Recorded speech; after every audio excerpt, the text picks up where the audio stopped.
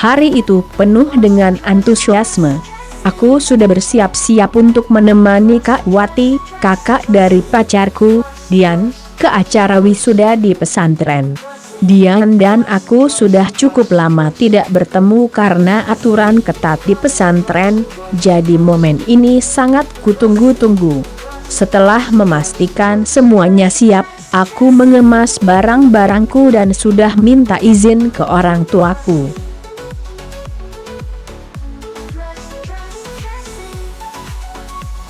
Tiba-tiba, sebuah pesan masuk dari Dian yang langsung membuatku cemas. "Sayang, maaf banget ya," tulisnya. "Kenapa? Ada apa?" tanyaku, mulai merasa ada sesuatu yang salah. Ternyata yang boleh hadir besok cuma wali murid perempuan aja. Wisuda santri cewek sama cowok dibedakan.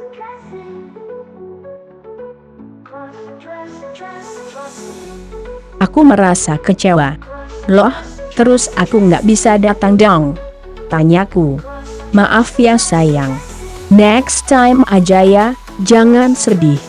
Pesan terakhir dari Dian itu membuatku termenung. Aku sudah membayangkan bisa bertemu Dian setelah berbulan-bulan, dan sekarang harus batal.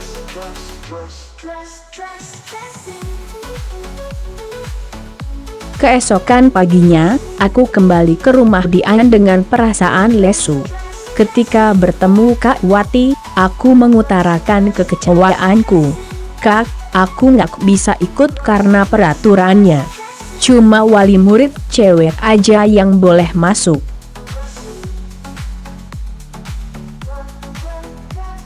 Namun, respon Kak Wati benar-benar di luar dugaan. "Bisa kok," katanya dengan senyum yang sedikit misterius. Aku menatapnya bingung. "Gimana caranya, Kak? Aku benar-benar pengen ketemu Dian. Sudah 4 bulan dia nggak pulang."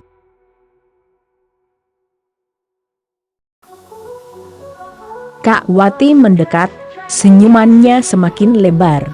"Kamu sungguh mau? Tapi nanti jangan nyesel ya." "Ya Kak, apa aja deh. Yang penting bisa ketemu Dian," jawabku dengan penuh harapan. "Baiklah, ayo masuk ke rumah. Kita siap-siap dulu," katanya sambil menarikku ke dalam rumah. Awalnya aku tidak terlalu mengerti maksudnya, tapi ketika melihat Kak Wati mengeluarkan gamis, hijab, dan sepasang sepatu hak tinggi dari lemarinya, aku mulai menyadari apa yang ia rencanakan. "Kak, ini serius?" tanyaku, sedikit kaget.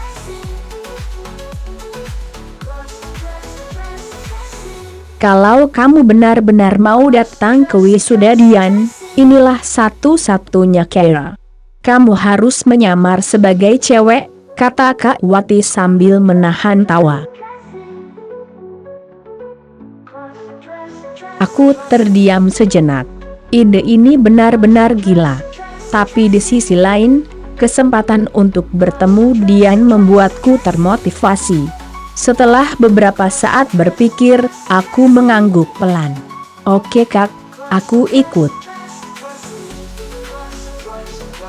Kak Wati dengan sigap mulai mendandaniku.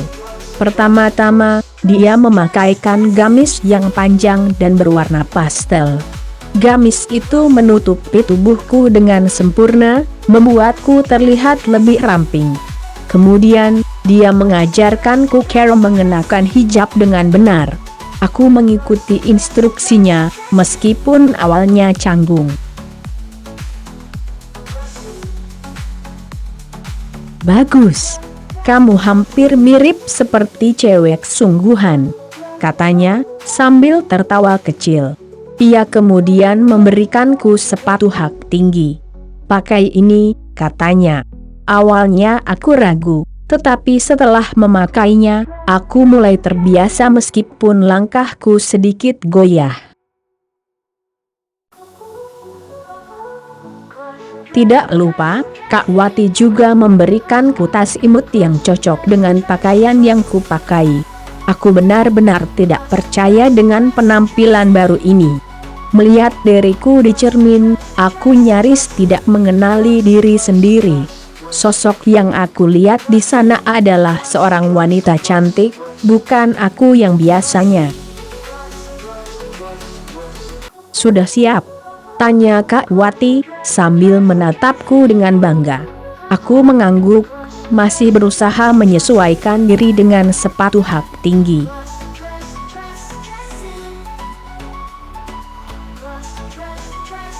Kami pun berangkat ke pesantren. Sepanjang perjalanan, aku merasa tegang tapi juga penuh antusiasme. Mampukah aku menipu semua orang dengan penampilan ini? Ketika sampai di pesantren, suasana wisuda sudah mulai ramai. Kak Wati dan aku langsung masuk ke area wisuda khusus santri perempuan. Aku mulai merasa gugup, khawatir jika ada yang menyadari penyamaranku. Namun, Kak Wati menenangkanku. "Santai aja, kamu kelihatan seperti cewek sungguhan. Gak akan ada yang curiga." Akhirnya, kami melihat Dian di antara para santri yang sedang bersiap untuk wisuda. Hatiku berdebar kencang. Kak Wati dengan penuh keyakinan mendekati Dian, dan aku mengikutinya dari belakang. "Dian, ini dia sayangmu, masa enggak kenal?" kata Kak Wati, sambil menunjuk ke arahku.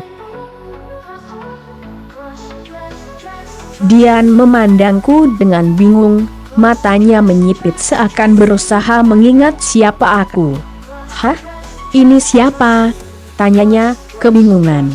Aku hanya bisa tersenyum malu, tetapi Kak Wati langsung menyambung. "Ini pacarmu, bodoh. Masa enggak kenal?" jawab Kak Wati sambil tertawa. Dian terkejut dan akhirnya tertawa lepas. Dia langsung memelukku dengan erat. "Ya ampun, kamu benar-benar datang. Aku kangen banget," katanya dengan suara lembut.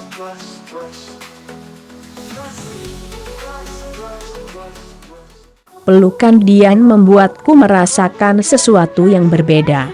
Ada kehangatan dan kenyamanan yang mendalam. Dalam momen itu, aku menyadari sesuatu. Aku tidak hanya senang bisa bertemu Dian, tetapi juga mulai menikmati sensasi ini.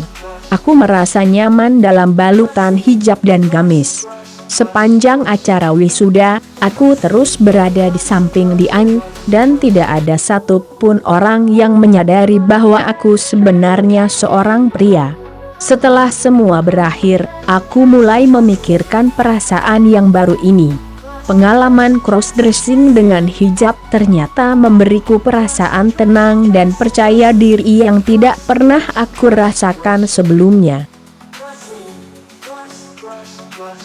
Sejak saat itu, aku tidak lagi melihat cross-dressing sebagai sesuatu yang aneh. Pengalaman ini membukakan pintu bagi diriku untuk lebih mengenal sisi lain dari diriku, dan aku mulai lebih sering mengeksplorasi dunia fashion wanita. Ternyata, aku menemukan kebebasan dalam berpakaian seperti ini, dan siapa yang menyangka, semuanya dimulai dari sebuah wisuda di pesantren.